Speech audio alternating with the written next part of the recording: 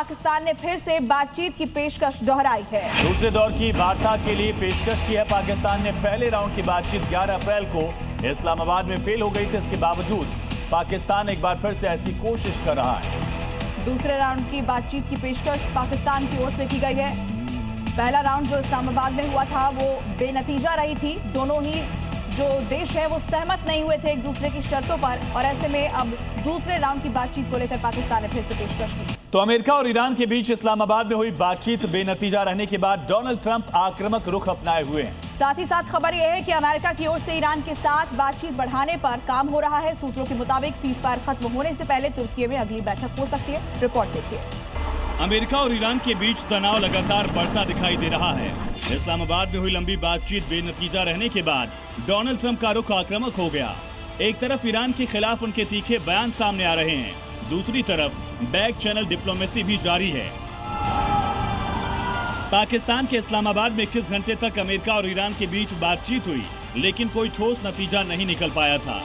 America, Iran और कई मध्यस्थ देशों की मौजूदगी के बावजूद बातचीत ठहर गई।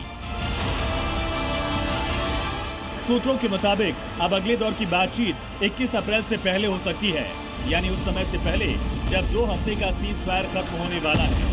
सूत्रों की माने तो ट्रंप प्रशासन अंदरूनी तौर पर ईरान के साथ दूसरी आमने सामने की बैठक की तैयारी कर रहा है।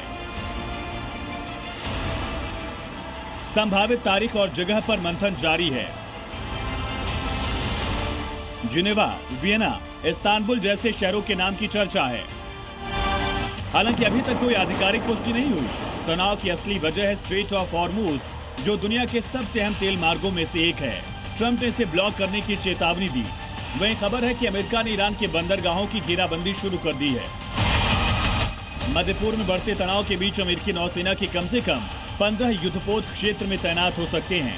सूत्रों के मुताबिक में यूएसएस अब्राहम लिंकन विध्वंसक पोत, USS Bainbridge, USS Thomas Hudner, USS Frank E Petersen Junior, USS Delbert D Black, USS John Finn, USS Michael Murphy, USS Nitze, USS Pinckney, USS Rafael Peralta, USS Spruance, USS Milius, USS Tripoli, USS New Orleans और USS Rushmore शामिल है, जो नाकेबंदी अभियान में भाग ले सकते हैं। इन जहाजों की तैनाती अमेरिकी केंद्रीय कमान के ऑपरेशन क्षेत्र में फैली हुई है। हालांकि साफ नहीं है कि कौन कौन से जहाज सीधे इस अभियान में शामिल हैं।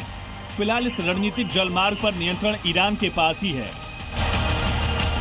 ट्रंप का दावा है कि ईरान खुद अमेरिका से संपर्क कर रहा है, समझौता चाहता है।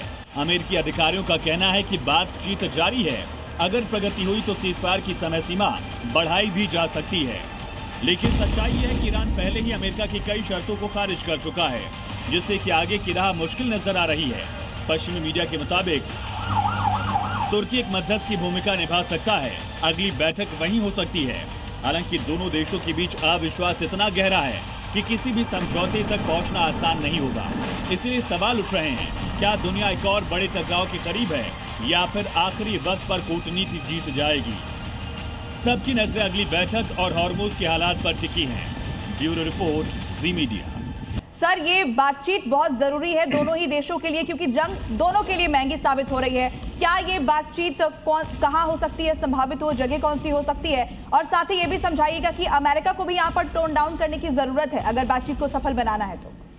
बिल्कुल, देखो, जिम्मेदारी दोनों देशों की है। जो फाइटिंग नेशन है, दोनों के दोनों देशों की जिम्मेदारी है कि इसको कूल डाउन करना चाहिए, क्योंकि इसका जो इफेक्ट है वो ना केवल उन देशों पर बट पूरी वर्ल्ड की इकोनॉमी पे पड़ रहा है। धीरे धीरे अगर आप देखें कि जैसे ऑयल प्राइसेस राइज हुए हैं तो सब लोग इफेक्टेड हुए हैं। इंक्लूडिंग इंडिया की बात करें तो हमारे भी प्राइस राइज हो रहे हैं बहुत सारे। तो टाइम आ गया है कि इस युद्ध को खत्म किया जाए, कंक्लूजन किया जाए और इसको बातचीत के जरिए कंप्लीट करने की कोशिश की जाए। वेन्यू कोई भी सेलेक्ट करें वो कोई सेकंड मैटर है। मेन चीज़ है कि बैक चैनल टॉक्स चल रही हैं। पहले दौर का राउंड सक्सेसफुल हुआ है या नहीं सक्सेसफुल हुआ है वो सेपरेट इशू है, लेकिन एटलीस्ट बातें हुई आपस में। और नेक्स्ट लोकेशन मे बी और मे नॉट भी पाकिस्तान हो सकता है कोई और हो, जिनेवा हो, वेना हो या टर्की कई जगह हो, लेकिन कोई भी हो, लेकिन बातचीत होनी चाहिए।